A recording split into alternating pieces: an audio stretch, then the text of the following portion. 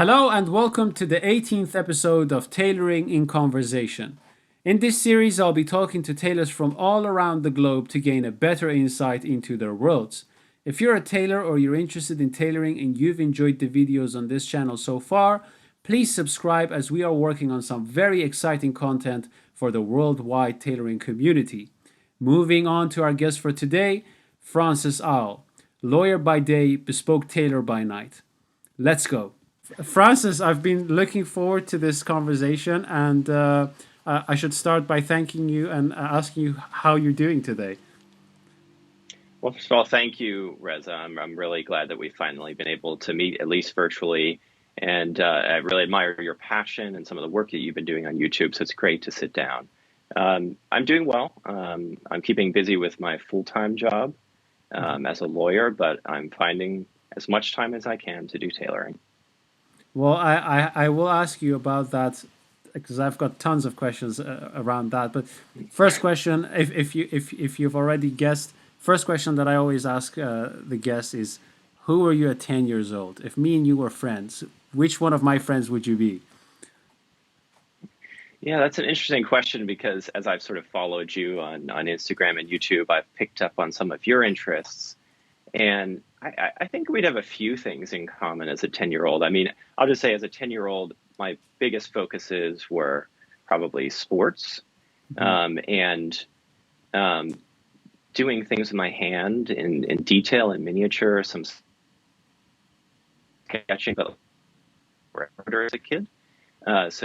Building trains and layouts and things in the tiniest little details. Playing with Legos, or even just discussing some intellectual topics. I think any one of those things could have been something that we would have spent time together doing. Yeah, for sure, man. Lego would be one of them, and building miniature, anything that was miniature related, I was into as well. Um, where did you have like a natural inclination towards those things, or did you have support and encouragement from your peers and your parents? Yeah, so I had a natural inclination to it. So that's just what I was passionate about and wanted to spend time doing. Mhm. But I will note that on both sides of my family, there were a lot of craftsmen and artisans, or just people who were very skilled. Like my father, for example, he's a Mhm. mechanical engineer, and so that's how his mind works. And that's something I almost did professionally. Mhm. But he would woodwork. He would fix the house. Like you know, um, just did everything to fix the house rather than pay someone else to do it. And my Mhm. uncles had similar skills. They would make these model ships in miniature. They would Mhm. carve wood, carve birds out of wood. Very, very artistic family on both sides. And so Mhm. I think I sort of inherited something there. And then I just had it growing up, watching them, working with them. I developed that sort of passion for handcrafted things Mhm. and just an attention to detail. I think I just naturally always had that and very, very blessed to have that. Mhm. So, part of it's probably just skills that I have and just the environment that I grew up in. So what made you choose law instead of mechanical engineering? Well, so I didn't come from a family of lawyers or anything, very blue collar family. But I just always had a fascination for the law and how it Mhm. orders society and orders people's lives and sort of just how important it was and how for Mhm. millennia many Mhm. great thinkers have been involved in that profession and developing that philosophy.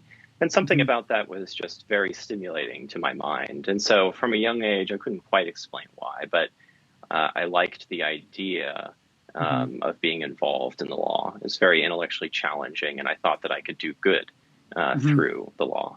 So, I went to college, university, and kind of had that in the back of my mind. And when I graduated, I thought, well, let me make sure that's really what I want to do. And people encouraged me to actually work in some capacity in the profession. So I became a paralegal, which is like a Mhm. legal assistant to lawyers, and did that for several years before I was like, okay, yes, I will, take on debt to go to law school, Yeah. lose 3 years of my life, and commit myself to, a challenging profession, one that Mhm. keeps you quite busy. Hmm. So it was always in the back of my mind, and something was leading me that way. What was your what's your earliest memory from remembering that you were interested in law? Like how old were you? What should I imagine age wise? Probably very young. I mean, I'd have to think about that, but I Hmm. I can remember being fascinated with it at a young age, like under 10 years old. My eldest brother, he was Hmm. 10 years older than me. He did go Hmm. to law school. He's one of the few lawyers in the family.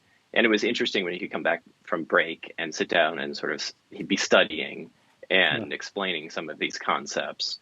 But also I just grew Hmm. up, in an environment where, like, I was a Catholic growing up, and I understood like the Hmm. rubrics of how things are done, and Hmm.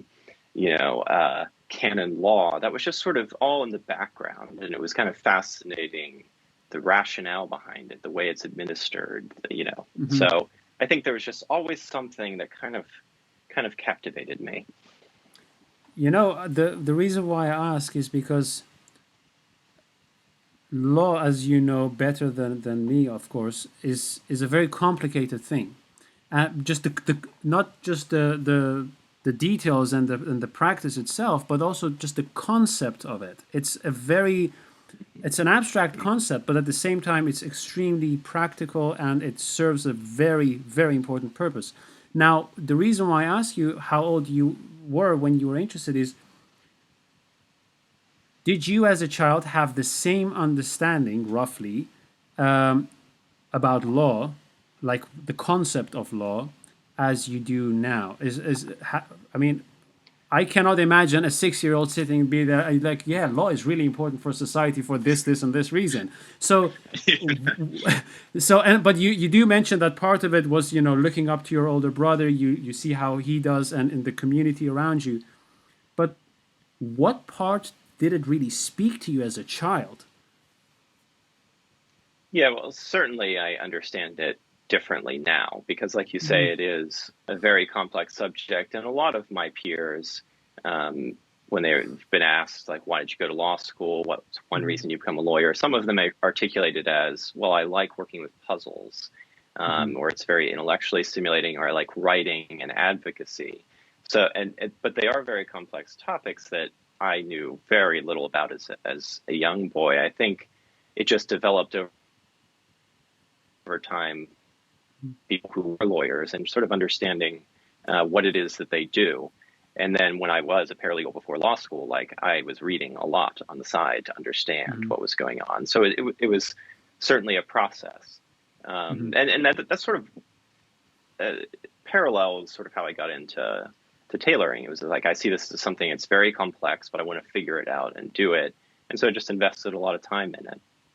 Right, right. Now I'm going to ask the obvious question.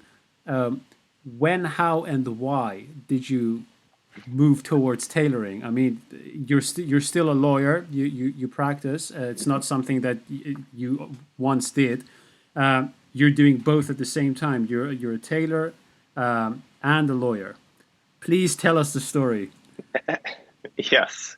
So it began before law school, like I said, when I was working as a paralegal, and I had to start, buying some clothes to dress professionally. I mean, it was business casual for the most part. So I had Hmm. to spend some money doing that. And over time, I just developed some frustration with not being able to find something that fit, or Hmm. was it something I was looking for? I was going to sort of all the discount places and trying to find what was available.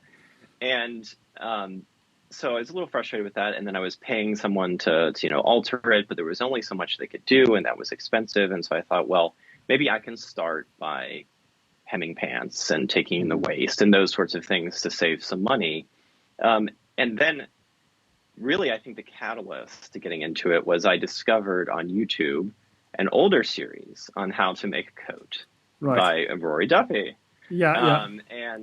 And I had used a sewing machine when I was younger to like make some like army costumes or things of that kind. My mom would let me use it, so I had like some exposure to that. And I thought to myself, I have a very technical mind. Like I said, I Hmm. thought about doing mechanical engineering like my father, and I think very much that way. I learned a lot from him. and I'm very good at reverse engineering things. Hmm. And so I just was paying very close attention, watching those videos over and over again. And I thought, you know what? I could try to do this. And so, I started finding some old like digitized tailoring books and Hmm. just, through trial and error kind of got started. What I was doing at first was not great. Hmm. But I persisted. And so now I guess I would say about 7 or 8 years later, I've come a Hmm. long way. But Okay. it was really, I just wanted to dress well, not in any fancy way. I just wanted to dress well and look like something fit me. And I wanted to have, the autonomy over what material it was and how it was designed and something, Hmm. along those lines. So that's how I got into it. It's a little intense. And I had to do a lot of work myself because I've never been formally trained. So Hmm. I've invested a lot of time in tailoring. Oh yes, that's for sure. How so? You never had anyone teaching you at all,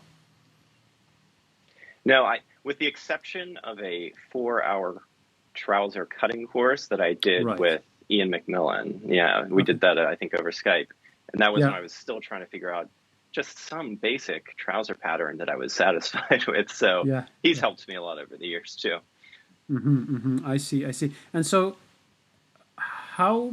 I mean, how much time did you have to spend in the tailoring part for the tailoring part, and how much time did you spend, for your day job, as to say?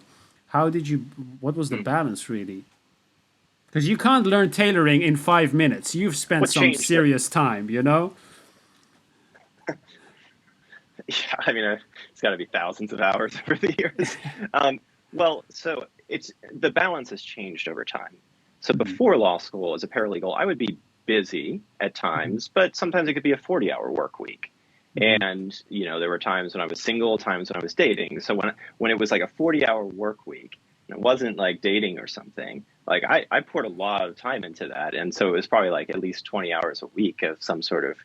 trial and error or going on Instagram or YouTube and just studying how other people do it, finding old books, perusing cutting forums and stuff like that. So Hmm. that was a better balance at the time. But then I went to law school and still did a fair amount of tailoring as much as I could in law school. But law school is very intense, Hmm. at least if you're taking it seriously. So it declined over time. So, I mean, I probably spent 80 hours a week on Hmm. school, whether it was going to class or studying or writing something. I mean, it wasn't maybe always that much each week, but it was substantial. Hmm. And, also trying to live a life with friends. And then in my free time, maybe 10 to 15 hours a week or less, Yeah. having that for tailoring. And, then I, finished law school and I've had some pretty demanding jobs, Hmm. for the last couple of years. So it's less and less time, but I'm determined to sort of carve it out. And fortunately, my girlfriend supports that, and I'm starting to do some stuff for her. So Hmm. she Yeah. understands. Yeah. Yeah. Yeah. Yeah. Okay. Um, what I'm thinking about, and what strikes me as very interesting, is that you seem to be pretty serious with what you're pursuing, whether it's law or tailoring. And what I'd like to know is that if you have very limited time, let's say you have a 70-hour or 60-hour work week, and you've managed to find like 10 hours in that week to do some of your sewing. You don't have a teacher, you're relying on your intellect and your capabilities of reverse engineering and thinking the technique through. Clearly, not always does it go from A to B to C. Sometimes you start at A, you get stuck, and that's your 10 hours gone for the week. I can imagine that that's extremely frustrating if you only have a few amount of hours and you don't move forward as smoothly as you would want to. Mm, What I would think, like, I would get the feeling like, okay, I'm either going to change to become a tailor to do this, like, to have more time for this, or I am going to deal with it in some way, or I'm just going to leave it and I'm just going to focus on law. How did you deal with that problem? How did you manage to balance that out so that you don't go mad, basically? Yeah, that's a good question. I guess I would sort of chalk it up to just passion for both of those things. I mean, Hmm. obviously, I have to find some gainful employment, and I think my first passion always has been the law, Hmm. and it's worked out fairly well for me, and that has to be something that sustains many other aspects of my life. So, yeah, Yes. you have to be committed to it, and I enjoy it. So, that's easy enough to sort of focus your mental energy. Yeah. With tailoring, it's just I have to just again put it down to the passion for it Hmm. with the practical effects, right? So I will need suits and other things to wear. And so Hmm. yes, I don't have as much time to dedicate to it. I wish I could probably spend, 5 or 6 times as much time on it every week Hmm. than I really can. Um, but I see this as a long-term project. So Hmm. I'm at a point where I'm very happy with what I produce, but I know that with each suit that I make, it's better and better still. That's the Hmm. sort of phase I'm in now. Yeah. And I just want to keep pushing that, even if it takes years, because I'll get better at it, I'll get faster at it, and it'll just Hmm. be so satisfying when it's done. And Hmm. there's the added benefit of being able to wear the things you make or to make them for others.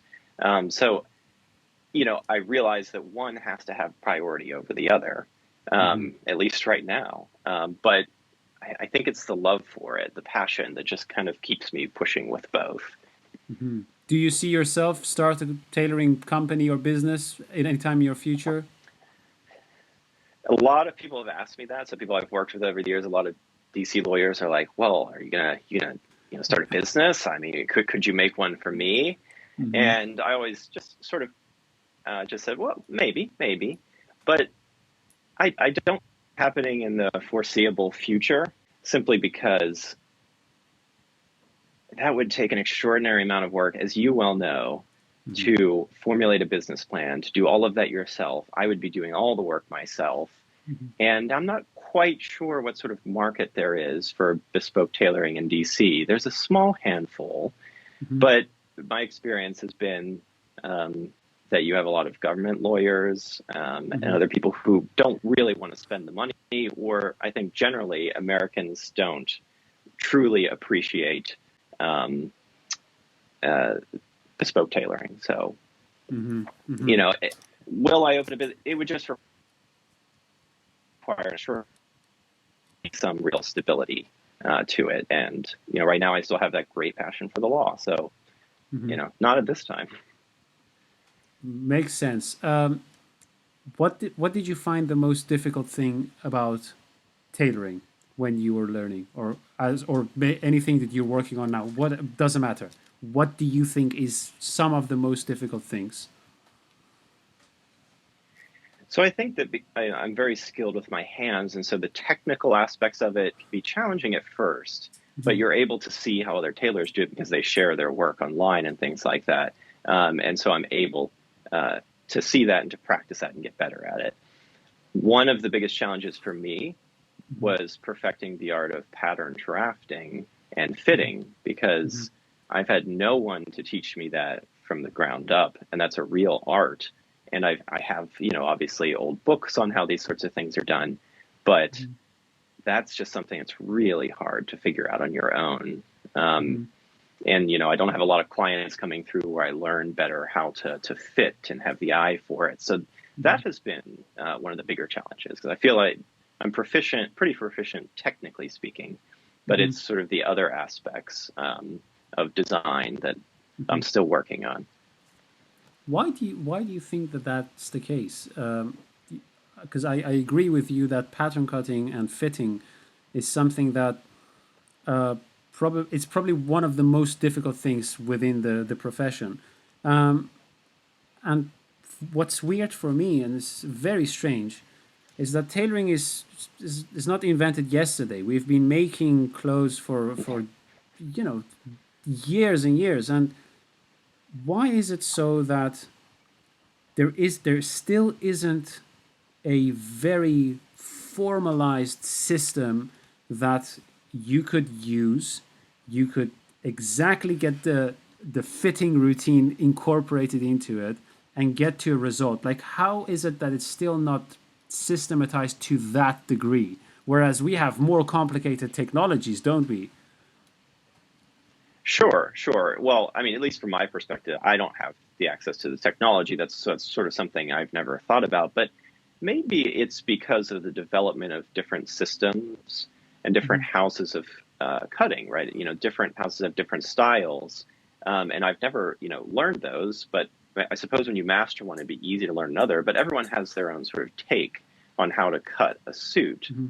The problem I've had is that, Hmm. I've collected a vast array of digitized tailoring books, but they all have different systems. And some of them are obviously very old and things have Yeah. changed since then. And so the difficulty for me is trying to synthesize that into something that is sort of my style and that is more simplified and just trying to bring all of that information together in one place. I mean, I don't know anyone that's really done that. Everyone Hmm. approaches it slightly differently. So it depends on who you know and who you're observing and who you're reading from. Hmm. That's kind of my perspective on it. Um, what's going through these books that you've been going through? Um, what sort of impression do you get from the the our tailoring ancestors? What sort of impression do you get from those books? Obviously, if you read about like the development of some other thing, I don't know, whatever, furniture, you get one impression. Right. And, reading about tailors and tailoring books and all of that, what kind of impression do you get about our historical ancestors in this trade? Well, one thing I notice is just that it's amazing how much survives until today. I Hmm. think they were very interested in, at least when some of these books were being written in the 30s and 40s, when there were plenty of apprenticeships to go around, they were still invested in somehow documenting these things and Hmm. passing them along to future generations. And I've always been quite impressed with the community of tailors on Instagram, where they are very collaborative and share their work and support each other. And so I think I kind of see that almost on the written page. Hmm. But then there's also that passion and technical precision Hmm. and discussions about how at least one perspective on how you should do this thing. Hmm. To me, I see that as a real commitment to quality and excellence and producing the best product that they can. So I think in a lot of ways that continues today. Hmm. There's a couple things I've noticed. Yeah, yeah, yeah, yeah. What now? So you mentioned what you found the most difficult thing in tailoring. What did you find the most difficult thing in law, or what do you still find the most difficult thing? There's a lot of difficult things as a young lawyer that you need to work through. Um, for me personally, it's managing all the things that are going on. Hmm. So obviously you have to learn how to be a good legal researcher, for example. You need to find the relevant cases and authorities, and sometimes quickly. You need to be able to write very well. You need to be able to think analytically and reason and make a persuasive argument to some. So those are all skills that are developed over the period of time, and no one ever like truly masters them with nothing more to learn or develop. But I think for me, all of those things come at once as a young lawyer. And Hmm. so you're trying to invest enough time in each to keep all of those skills progressing, Hmm. while meeting just the various demands of clients, or your colleagues, and balancing that with your life. It's trying to be disciplined, right? Hmm. So I think that's kind of the biggest challenge, because I have skills in all those areas. I'm still a young lawyer, a long way to go, but you have to do them all at once, and that's challenging. Hmm. If you had to choose three skills that you would say, if you don't have them or you don't develop them, you're never going to be a successful lawyer. What would those three skills be? I think one is communication. Hmm. You have to be able to work with others and your clients, Hmm. and you build up a relationship with them, be able to communicate all of the important aspects of a case to them, and have a successful back and forth discussion about things. Mm-hmm. And the same with if you're in court and trying to communicate to a judge, why your argument should prevail. You have to find a way to communicate that persuasively. So I would say communication, certainly hard work. Even if you're sort of one of the most intelligent lawyers out there, you're still going to have to work hard to succeed. And you just have to put in that time and that effort. There's no real cutting corners to become a really successful lawyer.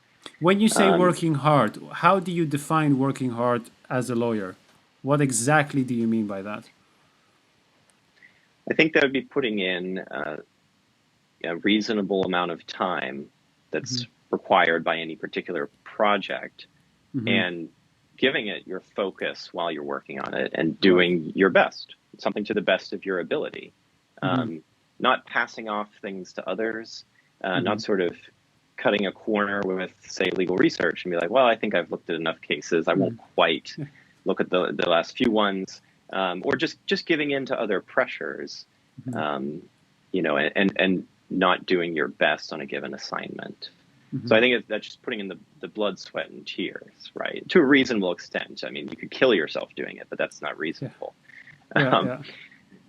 So communication, I think hard work, and I think finding fulfillment. So you can have a reasonable amount of success in a particular area of law, but if you don't ultimately find that fulfilling, it's going to make it a lot more difficult to continue to pursue that type of work, or to advance your career, or to be, committed to a client or, a colleague. I think you have to find a way to find fulfillment in your work, or choose a different type of work, so that you feel that fulfillment, you feel committed, you feel motivated, you feel like you're doing something not only for your clients, but for society as a whole. If you don't have that, you're not going to enjoy being a lawyer. You're not going to feel satisfied about your career path. So I would offer those three observations. Do you think, I find the last one extremely fascinating. Do you think that being able to find fulfillment in any given task that you do, and really doing it in a way that you're giving your very best, do you think that's a skill, or do you think that's something just naturally within the individual? I think that's more an act of the will, because maybe I don't think you have. Well, you might have natural interests or passions in a particular area, but you still have to will to pursue those. You have to will to do your best to achieve whatever ends you're seeking. So I don't think it's any sort of innate characteristic necessarily. This is just something that you have to develop your character and your virtues and decide, this is something I want to pursue and this is how I have to do it. And so I really think that's more of an act of the will than anything else. I mean, that's informed obviously by passions and by experiences in your life, and perhaps having experience in one area of the law, and you said that's really fulfilling. I helped this person in a pro bono matter, and I'd like to do more of that. And try to think about, okay, how can I accomplish that? Because I feel that it's striking some deep chord in my heart. So, but more than anything, I think that again, you have to decide that you want to do something, think about the best way to achieve it, and go from there. And that's something I did also with tailoring, right? I sort of had an innate passion for it, and there was a practical reason for it, and I decided, okay, I'm going to spend a lot of time researching this and practicing this in order to achieve some goal that might even be in the long-term future. Like, it took me several years to make a suit I was not self-conscious about when I was wearing it, because I could think about the imperfections because I knew where it was. So it was the same sort of process. And the same with other aspects of your life. I think if I think of my parents, for example, like, they wanted to, have a good family life and raise a family, and I'm one of seven, and so they had to, through the act of love and determination, like will to raise a Mm-hmm. good family and will to succeed at that. Mm-hmm. But they were passionate about doing that to begin with. They thought they were sort of led or called that way. So Mm-hmm. things might point you in that way, but you really have to sit down and think, how can I do this? What characteristics or virtues do I have to develop to achieve that? And, Mm-hmm. what is the end of all this? Do you think that, I mean, it's quite it's quite a big challenge to raise seven kids. That's I mean, people of our age already struggle with having like one or two, so seven is a big deal. Um, do you think that this will that one has, does it start with having a very intense passion for life, whatever life means? You think? I think so. I think you have to have this passion for living a good life, Mm-hmm. or finding that sense of fulfillment in life by doing things Mm-hmm. and having some concept of the purpose for which you do those things, the end for which you do those things. I mean, yes, to have a purpose in life, you have to think about these bigger questions. Mm-hmm. And so I think, every person at some point has to sort of address these questions in their own mind. Like, I'm doing? What am I striving towards? What is sort of my end, my destiny? And how do all the pieces fall into place? When you take a Mm-hmm. step back from the big picture question and think about concrete actions in life. Mm-hmm. Mm-hmm. Now I can imagine that how your skills in law can help you in tailoring. Um, did you learn anything in tailoring that helped you in law? Ooh, that's a great question. Um, hmm, per, Perhaps a few. I think maybe one. So I know you've talked about this with other people, and it's something that tailors talk about a lot. Is you have to find a way to deal with repetition, Mm-hmm. but not allow that to sort of sour your passion for what you're doing in tailoring, or not just do it mindlessly, right? Mm-hmm. And there are times where there's a lot of repetition in law. And so in both areas, probably starting more with tailoring, Mm-hmm. because I was doing that before I was practicing lawyer, you have to find ways to think big picture. Okay, yes, this might be tedious, but it needs to be done as part of this broader project, and it needs to be done well. And the same sort of is true as a practicing lawyer. You're going to do some mundane things. Mm-hmm. And in fact, I did a lot of these as a paralegal, where you're not a lawyer. You're like putting together binders of documents for another lawyer to review. But Mm-hmm. I was starting to practice then. That was around the time I was starting to tailor, where it's like, okay, but I'm going to do this well. And I'm going to try to understand the bigger picture, like where it fits in. Mm-hmm. So I think that's sort of a skill that has transferred back to the legal profession. Um, Mm-hmm. the other thing is being persistent and diligent and determined to succeed, because tailoring, again, starting from scratch with no formal training, it's Mm-hmm. difficult. It's hard. A Yes. lot of sweat and tears shed. And I think that with mastering anything in life, that's necessary. And the law is very challenging, very complex, very demanding. But Mm-hmm. if you've been practicing for a while in other areas of your life with putting in the effort and being determined to succeed, that sort of helped me too as a young practicing lawyer, where it's like, I'm being asked to do this. I really don't know much about this. And so I got to spend extra time like figuring it out, and getting done what I need to get done. And just Mm-hmm. knowing that each of these things is a step to becoming a more successful lawyer, a more well-rounded lawyer. It's Mm-hmm. just, you have to put in the time. You have to put in the time. There's no cutting corners. Mm. So this might be a couple aspects of tailoring that sort of echo in lawyering. Mm-hmm. Which one would you say has been emotionally the most demanding? Challenges in law or challenges in tailoring? I would have to say the law, but that might Mm, be because I'm not doing tailoring full time. sure. I watch plenty of you who do, and that's really the bread and butter of what you do. And so Mm, it needs to succeed. You need to succeed. You need to figure out how to fix problems that are holding you back. I mean, I think of mm, you trying to start your own business. I can only imagine mm, all the obstacles that you have to keep overcoming.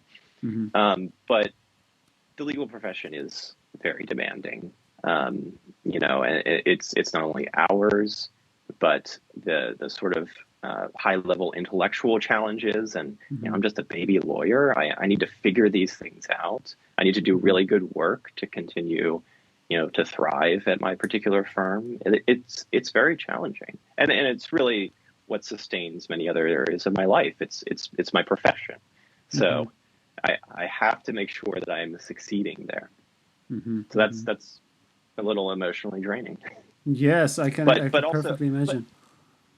but also rewarding and fulfilling because as you make steps and as you continue to succeed in small ways, you know that you're going somewhere and that Mm, you need to continue on that path. I one thing I wanted to ask you a few minutes ago was that uh, how much of being a lawyer has to do with visual presence and how you manage to present the case, and how much of it is related to how strong your case actually is. I mean, I know this can be a tricky question, Uh, but to answer, but I'm curious to know what you would say. I I think it's always both. So let's first Mm-hmm. take the case where you think you have a good case, where sort of the law is in your favor, Mm-hmm. um, but you still need to communicate that to a judge, for example. Mm-hmm. You have to be able to show that yes, the law is on our side, the facts are on our side, and this is why Mm-hmm. our client should be entitled to a favorable result. So even when you have a good case, if you don't do a good job of communicating that to whoever you're attempting to persuade, you Mm-hmm. could lose. Um, but then the same is true on the other side, where you might have a bad case where there's not a lot of law in your favor. Mm-hmm. From the advocacy perspective, because you have to come up with persuasive arguments and try to say, okay, yes, there are some difficulties, candidly perhaps admit to the judge, yes, this case isn't good for us, but Mm-hmm. here's why we think that we should still prevail here. I mean, Mm-hmm. that's a real art. And so I think you always have to be attentive to both. Mm-hmm. But the balance of the two might be different depending on what case you have. Mm-hmm. Mm-hmm. Well, here's a weird, I don't know if it's a weird question, but you mentioned that communication is very, very important. It's maybe one of the, I mean, you that's the first thing you mentioned. Now, I'm curious, do you think that if someone is very skilled at communicating an idea or a thought or be persuasive in a positive way, do you think that that helps them to communicate with themselves in moments of difficulty and in moments of, let's say, when you don't know if you have the will to continue doing this difficult task, or do you think that that's completely separate? No, I think that the two can be related because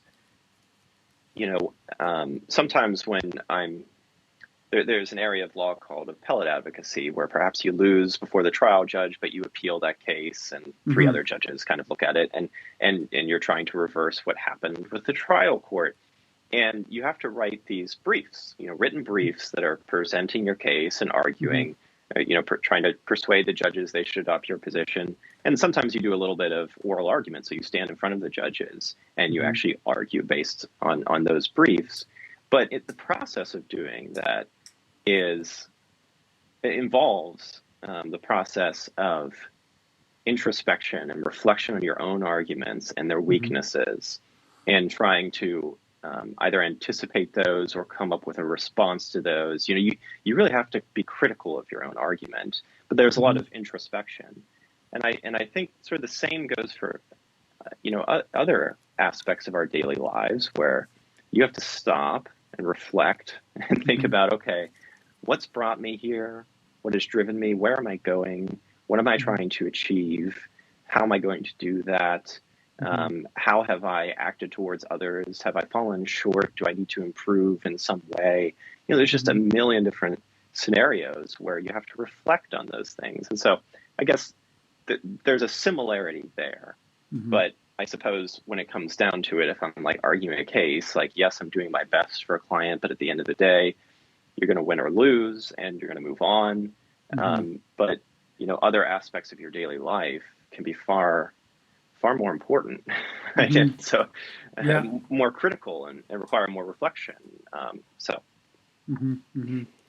Yeah, I'm always fascinated by that because, half of the communication we have throughout the days, or maybe even more, I don't know what the measures are, but a lot of it is with ourselves. And some of it is done formally when you're writing something, like you say, you're reflecting your own thoughts, you're looking at them maybe 2 days later, and you're like, what, did I write that? Did I think that? But some of it is also just in the background. And there is, I mean, from what I experienced and still experience, there is really a need to be able to convince yourself sometimes you're on the right track or you're not on the right track, and you have some sort of a battle with yourself. Do I need to do this? Yes, for this reason. No, you shouldn't do this. Stop immediately. And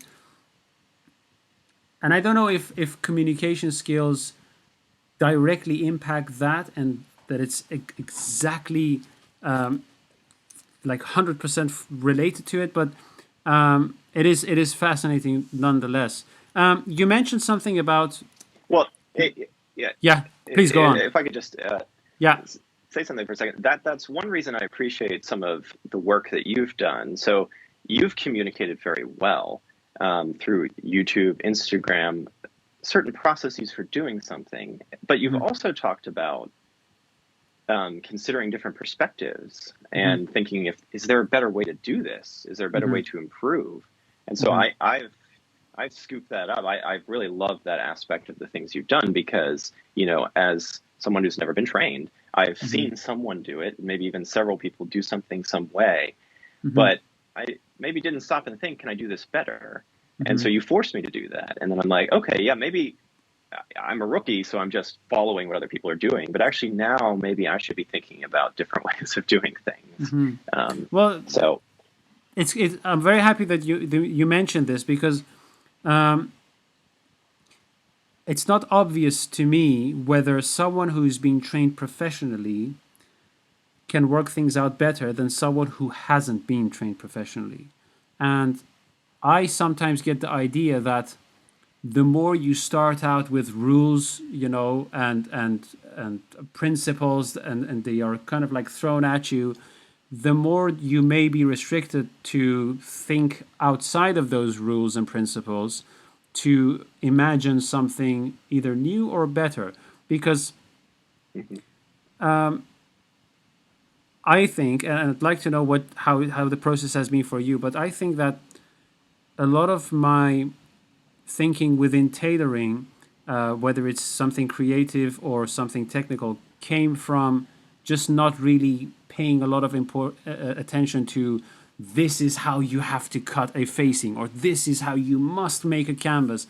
Usually when people showed me something or they told me how it's done, I really took it with a pinch of salt. And that's not to say that I disrespected them or their craft, but somehow I thought, well, it cannot be a magical rule because today this tailor tells me this. Tomorrow I go to the next tailor and they are kicking me and shouting at me, why the hell are you doing this? This is nonsense. And then you take the both techniques that they teach you, and you take it to a third tailor, and they don't even look at you. They don't even consider you a professional. So I thought, well, this discrepancy is saying something. So here's the more concrete question to you. Do you think that you would have learned, or let me formulate this question well. When I look at your work, I can tell this is someone who knows what they're looking for. Your work seems to have some sort of a route that it's following. And when I look at it, I'm like, okay, whoever this is, at whatever stage they are, they know what they're looking for, because you can tell there is a lot of nice volume, there's nice lines, the proportions are kind of like nice.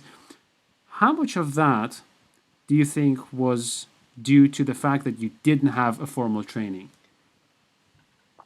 Yeah, so I figured this is what you were getting at. And I do think that from my perspective as an amateur who just had to, look around and try to learn somehow, that I felt like I was duty bound to follow one particular way. I mean, sometimes it was the case when I was trying to figure out how to do pockets.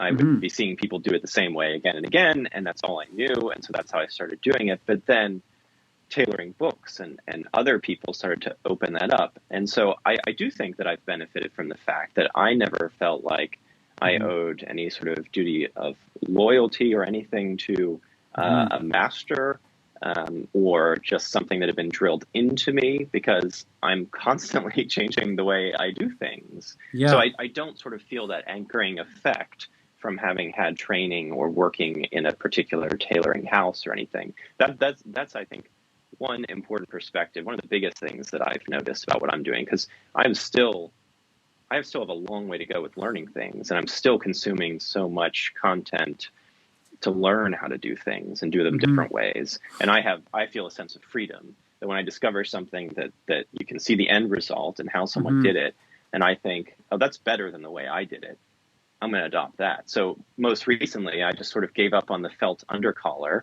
and I did sort of the two-piece cloth undercollar. Yes, thank you.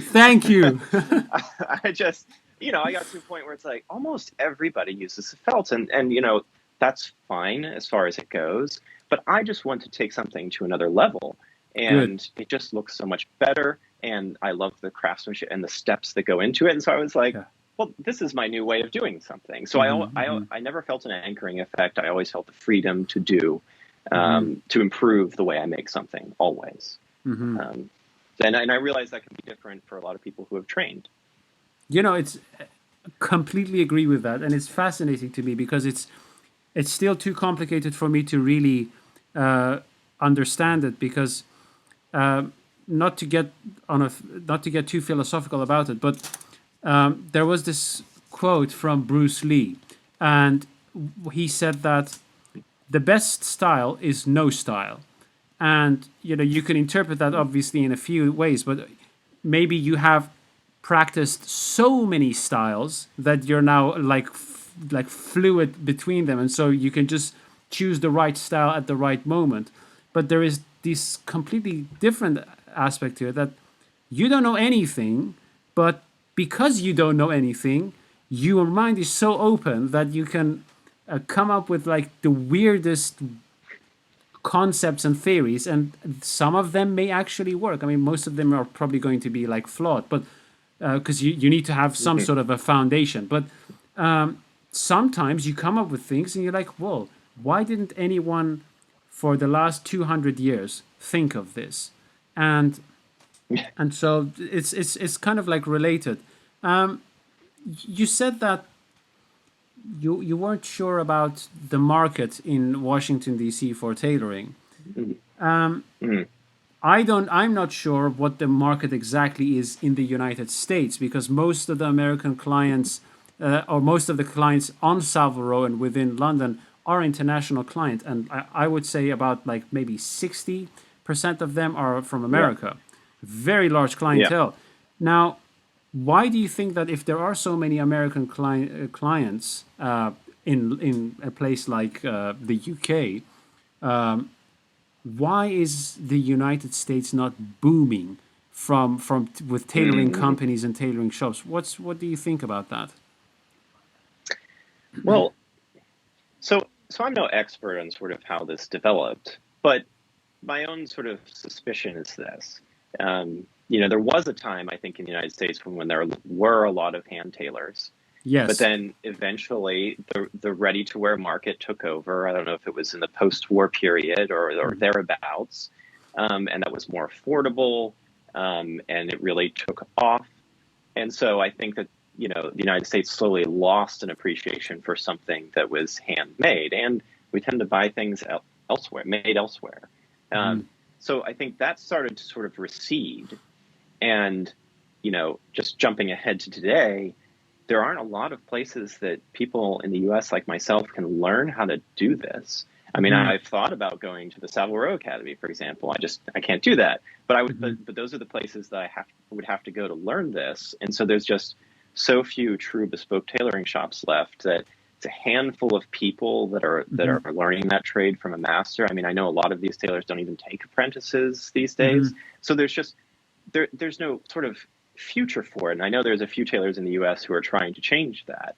Mhm. But we've lost that appreciation for a handmade suit. I think the people who still in the United States who still appreciate it are now accustomed to the traveling tailors coming to the United States, from Savile Row, who make some of the best Right. stuff out there. Mhm. And so they go to them, or they travel to the UK. And for the most part, I think that probably captures the bespoke market. Mhm. I'm sure that over time, um, more and more people in the United States could learn to appreciate and decide to invest in bespoke. But I think there is a limited market, and just from my perspective in DC, I mean, you have a lot of government staffers, government lawyers. I mean, they don't have the means to go out and Mhm. buy expensive suits, and they haven't developed the appreciation for that sort of thing. That was sort of why I said I'm not sure that there's a big market in DC, but to the extent that there is, you Mhm. have a lot of people from Savile Row traveling and meeting those needs. So I just think that we've lost something in the United States, an appreciation for fine tailor clothing. I see signs that younger men, especially, are starting to appreciate menswear more. Mhm. The death of the suit was premature, and we might be moving more in that direction. Mhm. But it's just there's a big difference I've noticed between the United States, for example, and how most men will approach dressing, and the UK, where there's like this long tradition Mhm. that's been like maintained, that's ongoing, and you maybe learn from your father or someone Mhm. else that, Mhm. oh yes, a bespoke suit is something that's of quality, and worth investing in, and Mhm. and and here's like a very traditional way of attiring yourself. So Mhm. the the the those are just sort of my general observations. I haven't thought about that very deeply, but a Mhm. few things I've noticed. So could you say that the fact that there are tailors traveling to the States from whatever country, just the fact that they are traveling to the States is actually in some way maybe bad for the tailoring industry within the States because it paralyzes No, the clientele, or in what way? no. I wouldn't say that because um, I think there are lots of other people who would, dip their toes in the bespoke Mhm. tailoring market and would like to have something made on a quicker turnaround because, Mhm. traveling tailors come, what, 3 times a year. I mean, Yeah. and you want to build up that relationship with someone. It's nice to be able to be in the same city as your tailor, right?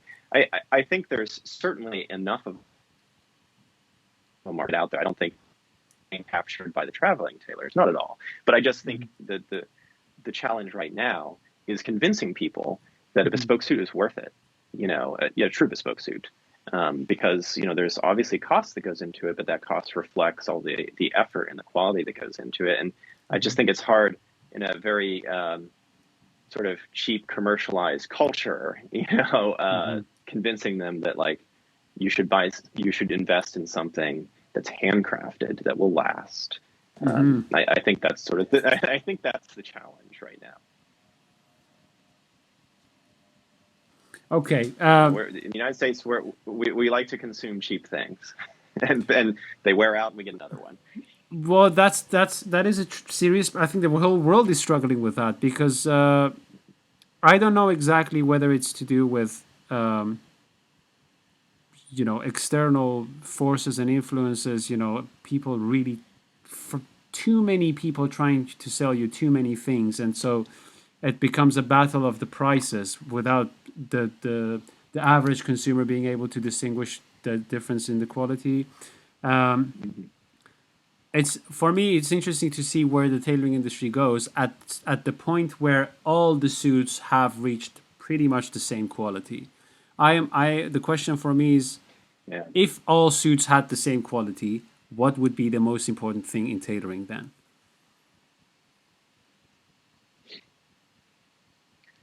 I think, and I've heard you talk about this before. I think one of the things is the relationship with the tailor, Mm-hmm. because again, going back to sort of our discussion of communication, like Mm-hmm. it's a real skill in taking on a new client, being able to communicate with them, understand what they want, Mm-hmm. explain what you can do or what you're willing to do, and working with them throughout the process of Mm-hmm. fittings Mm-hmm. to achieve something that they're really going to be happy with. Mm-hmm. But so I think it's that relational aspect of bespoke tailoring, but also I think it's probably the openness to being creative that would set Mm-hmm. someone apart. I think because maybe all suits are of the same quality, Mm-hmm. but they'll more or less fall into the same general style, Mm-hmm. with the same general details, right? Yeah. And so is there something that you can do that's extra unique or extra special Mm-hmm. for that particular person that you have as a client? And I Mm-hmm. think of a lot of sort of the creative conceptual things that you've done. Mm-hmm. That's one way to look at it. But I think it's just showing your passion and your willingness to be creative and do something a little different than no one else has done. Mm-hmm. Because if that client didn't find you and they went to someone else, maybe that other person wouldn't be invested in trying to be creative and Mm-hmm. coming up with very personalized aspects of a suit. Mm-hmm. Mm-hmm. Yeah. Yeah. Yeah. Okay.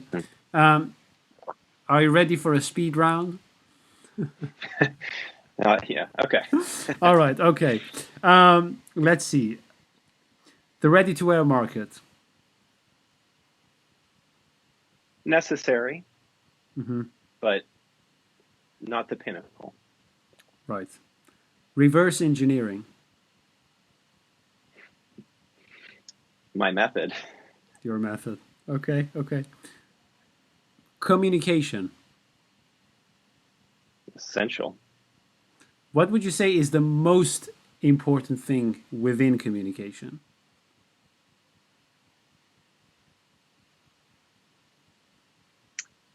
Building that relationship with the person you're communicating with. Mm-hmm. Mm-hmm. Mm-hmm. I think, yeah. If you had to do everything you've done so far within tailoring again from scratch, what would be the one thing that you would have fundamentally done differently? Uh, I think I would have taken more time Mm-hmm. to read and Right. to come up with a system before actually jumping in and cutting and sewing. Mm-hmm. Well, it Really, saves you really some doing time. my due diligence. Yeah, my research and being like, okay, there's all these books, there's different styles. I don't Mm-hmm. quite understand what this draft means. I need to actually like read through the whole thing, understand the big picture concept, and Mm-hmm. then think about all the steps that follow. What cloth, Mm-hmm. what the measurements are, sort of what aspects, like details, what pockets, things like that, working, and then just practicing all of Mm-hmm. like the basic stitches and making practice pockets and all of that Yeah, before yeah, jumping straight into it. yeah, yeah, yeah. Well, it saves you some fabric there. Yeah. Some precious fabric sometimes. Okay. Facts. The basis on which we make decisions. The basis on which we make decisions. Interesting. Craftsmanship. uh, Art. Art. Next one is art versus technique. If I had to choose, I would say technique. I'm a very detail oriented, precise person, Mm-hmm. but they're both essential. But do you believe that um, technique can make art possible in the first place, or do you think they're not really? Wait, yes, and I would say that technique itself is an art. So Hmm. you're not necessarily shortchanging it, but it's like again the little pieces, the stitches that are holding together this broader aim of making something that's beautiful, something that's artistic. Hmm. Hmm. Hmm. Um, Tailoring in the U.S. Um, needs work, needs development, growth. Hmm. Growth. Okay, needs development. All right. Competition.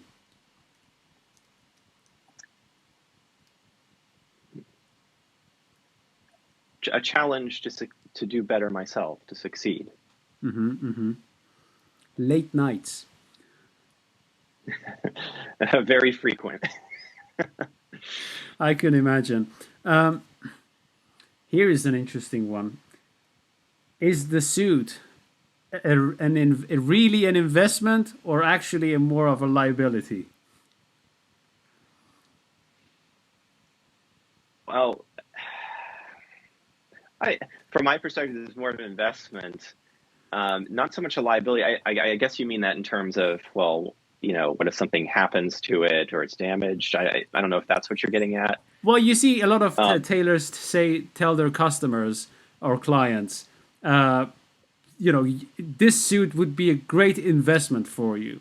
And I've always found that a bit strange because I think, well, yes, I can imagine if the client gets some confidence boost out of it, or it's a good presentation thing. But if you're not a lawyer or someone who is always having to dress up in a suit, it may not be really an investment. So what do you think of that? I don't want to put words in your mouth.